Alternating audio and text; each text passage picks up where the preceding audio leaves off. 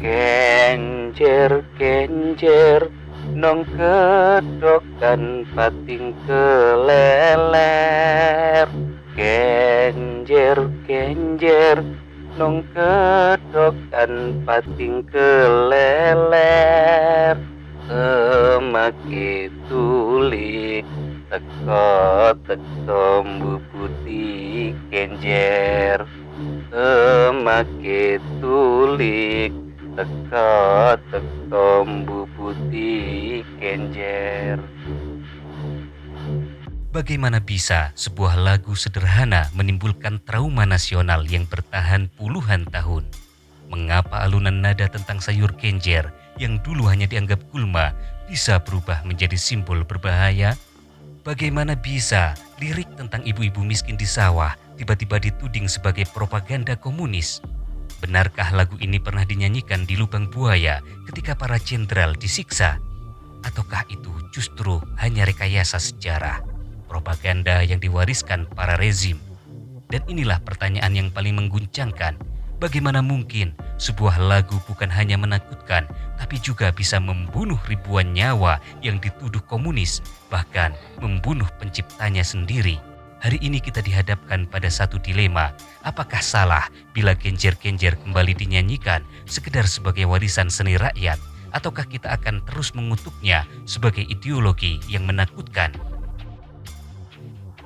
Mari kita berjalan mundur ke tahun 1942, yaitu pada masa awal pendudukan Jepang di Banyuwangi.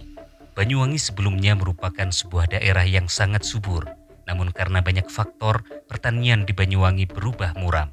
Berkali-kali petani mengalami gagal panen, akses terhadap pangan menjadi sulit, orang-orang kelaparan, padi tidak ada, harga pangan selangit, dan rakyat terpaksa mencari alternatif lauk pauk.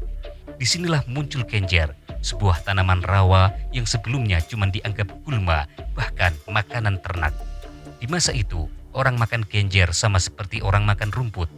Di tengah kondisi yang seperti itu, muncullah nama Muhammad Arif. Ia adalah seorang seniman angklung, sekaligus anggota Lembaga Kebudayaan Rakyat atau yang disebut dengan Lekra.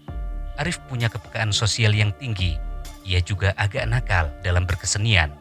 Nakal dalam arti berani melawan arus. Arif melihat penderitaan rakyat dan kemudian memutuskan untuk menuliskannya dalam sebuah lirik lagu. Maka lahirlah lagu Kenjer-Kenjer. Lagu ini terinspirasi dari lagu rakyat lama berjudul Tong Alok Gentak. Akan tetapi digubah ulang dengan lirik yang baru yang lebih menyentuh hati rakyat. Setelah Indonesia merdeka, Kenjer-Kenjer bertransformasi dari lagu satir rakyat miskin menjadi lagu populer. Pada awal tahun 1960-an, paduan suara Lekra Banyuwangi sering membawakannya. Suaranya sederhana, nadanya merakyat, lagunya gampang diingat. Puncaknya ketika Bing Slamet dan Lilis Suryani menyanyikan di televisi nasional, Kenjer-Kenjer resmi masuk panggung hiburan. Coba bayangkan, dari sawah becek di Banyuwangi, lagu tentang sayuran ini bisa masuk ruang tamu orang Jakarta lewat TV hitam putih. Bahkan Presiden Soekarno sampai kepincut. Ia sering menjadikan Kenjer-Kenjer sebagai suguhan musik untuk tamu kenegaraan dari Cina, Vietnam, dan juga Korea. Bayangkan suasananya, tamu asing datang, mereka duduk rapi, lalu disuguhi lagu tentang sayur kenjer. Betapa unik, tapi itulah Bung Karno. Ia melihat Kenjer-Kenjer bukan sekedar lagu, melainkan wajah rakyat jelata Indonesia yang sederhana, jujur, dan penuh daya tahan hidup. Akan tetapi perjalanan sejarah seringkali lebih rumit daripada resep oseng kenjer. Lagu yang awalnya polos mulai ketempelan ideologi.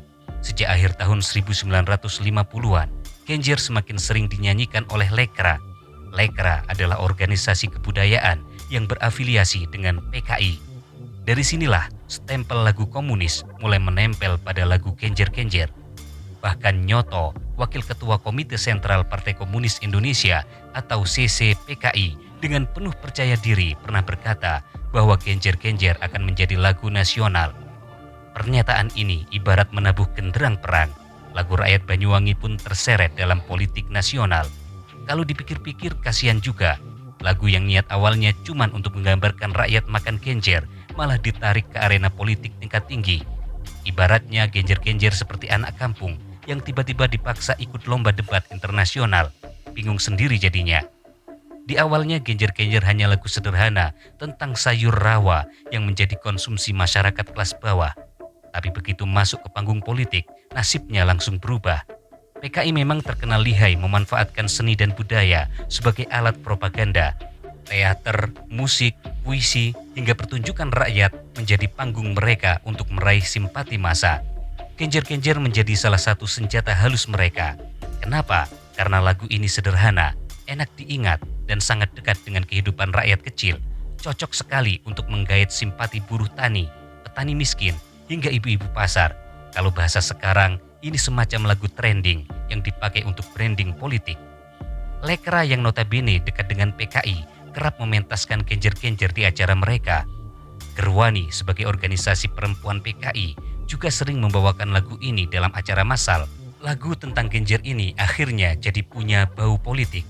Ibarat lagu cinta yang tiba-tiba dipakai jadi jingle kampanye. Maknanya secara otomatis ikut bergeser. Masuk pada tahun 1965, narasi berubah drastis.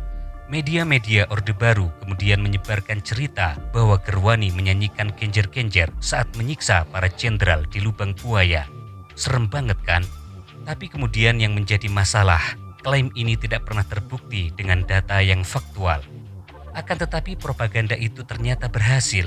Film pengkhianatan G30S PKI yang wajib ditonton tiap 30 September meneguhkan stigma itu.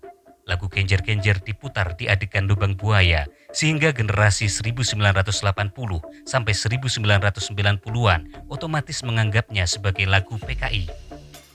Orde Baru tidak hanya memberikan stigma, tapi juga melakukan semacam rebranding gelap. Ada versi plesetan lirik yang mengganti kata Genjer menjadi jenderal. Jadi terdengar seolah-olah lagu ini memang diciptakan untuk mengejek pembunuhan para jenderal. Padahal sangat jelas, aslinya cuma tentang sayuran Genjer. Ibaratnya adalah lagu tentang tukang bakso, dipelintir menjadi lagu tentang brimob. Ujung-ujungnya orang takut makan bakso karena nanti dikira ada konspirasi. Begitulah kira-kira nasib lagu Genjer-Genjer. Banyak seniman yang sepakat lagu Genjer-Genjer sejatinya cuma produk seni, tidak lebih, tidak kurang. Ia lahir dari rahim penderitaan rakyat Banyuwangi, direkam dengan nada sederhana dan ditulis oleh seorang seniman yang peka pada sekitar. Kalau hari ini ada yang menyebutnya lagu berbahaya, bukankah itu sangat berlebihan? Masa iya lagu tentang sayur bisa lebih berbahaya daripada hoaks yang ada di TikTok atau WhatsApp keluarga? Selamat Menur sebagai murid langsung dari Muhammad Arif yang juga pencipta tarian Genjer-Genjer berkali-kali menegaskan bahwa lagu ini adalah karya budaya, bukan propaganda. Menurutnya, kalau kita mau jujur, siapapun bisa menyanyikan Genjer-Genjer tanpa harus dicurigai sebagai komunis. Analoginya sangat gampang. Kalau ada orang yang menyanyikan lagu Bento milik Iwan Fals, apakah otomatis dia menjadi pengkritik rezim? Kan tidak juga. Kalau kita mau berbicara secara filosofis, mari meminjam istilah Slavoj Žižek, yaitu teori universal adaptability. Intinya sebuah karya seni bisa dipakai siapa saja, untuk tujuan apa saja. Ibaratnya pisau dapur, bisa dipakai untuk mengiris bawang, bisa juga dipakai untuk mengancam orang, bahkan untuk membunuh orang. Yang jahat bukan pisaunya, tapi tangan yang memegangnya. Nah, inilah Genjer-Genjer, persis seperti itu. Lagu ini netral, tapi karena sempat dipakai PKI, maknanya ikut berubah. Begitu masuk Orde Baru, maknanya digeser menjadi simbol kekejaman. Sekarang di era YouTube, maknanya berubah lagi, jadi bahan nostalgia atau konten eksperimental. Jadi siapa yang salah? Lagunya ataukah politikus yang memelintirnya? Meskipun sudah puluhan tahun berlalu, stigma Genjer-Genjer masih terasa.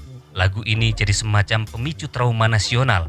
Banyak orang generasi tua yang otomatis merinding ketika mendengar nada pembukanya. Mereka teringat cerita-cerita horor tentang lubang buaya, PKI, dan peristiwa 1965.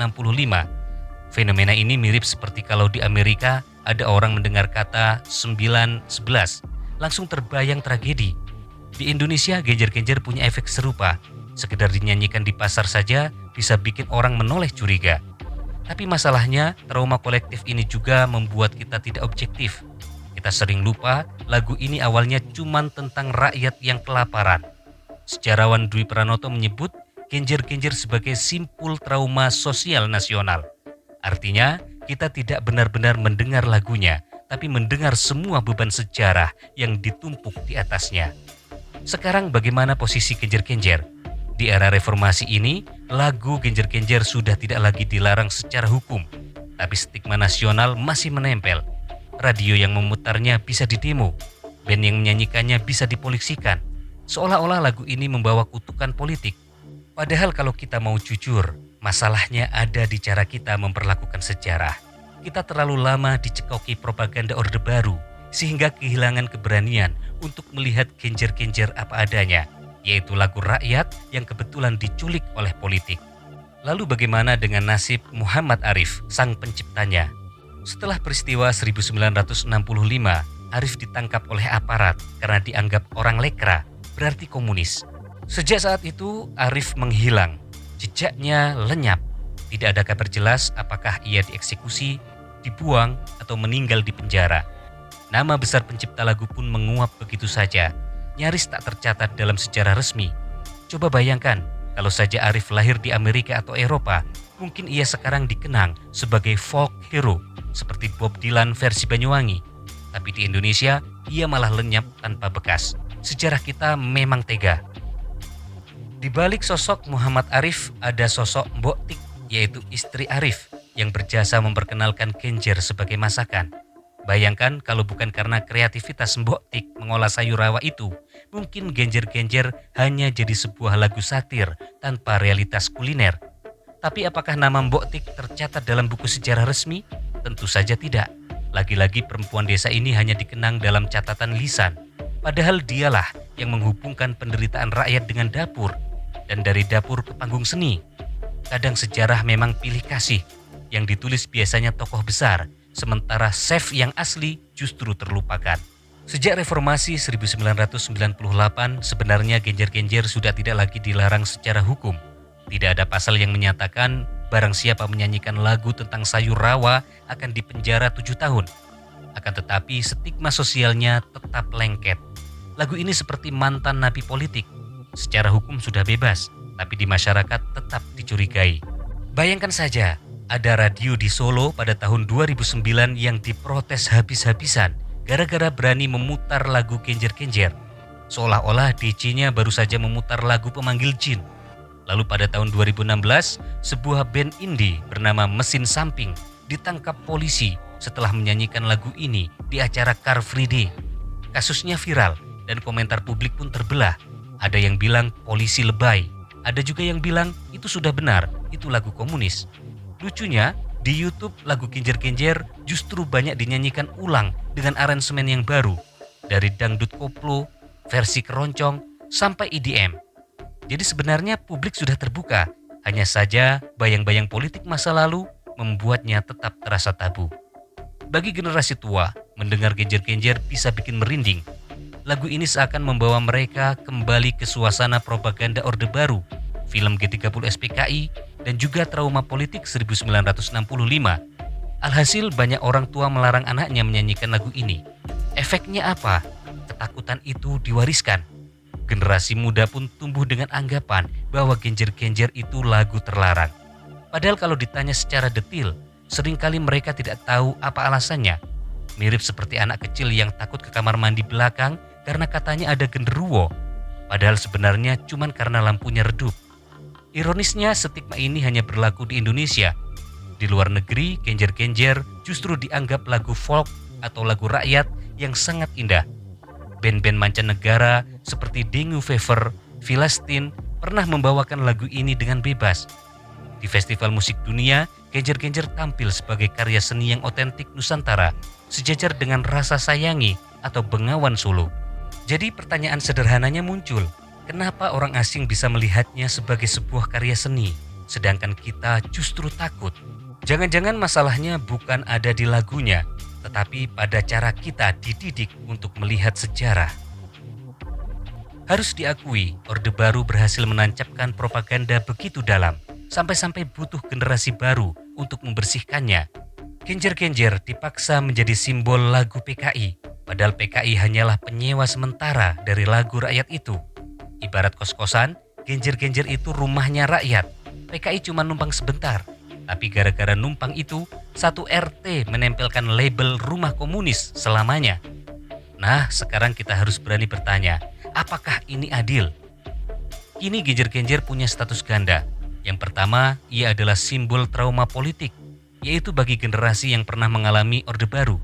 Yang kedua, ia adalah simbol keberanian, yaitu bagi seniman muda yang berani menyinggung tabu sejarah.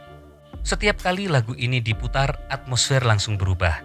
Ada yang tersenyum nostalgia, ada yang gelisah, dan ada yang langsung berteriak, "Berhenti, itu lagu komunis." Padahal kalau kita mau jujur, Genjer-Genjer hanyalah lagu rakyat yang terlalu sering dijadikan alat politik. Kesalahannya bukan pada notasi ataupun pada liriknya, tapi pada narasi yang ditempelkan di atasnya.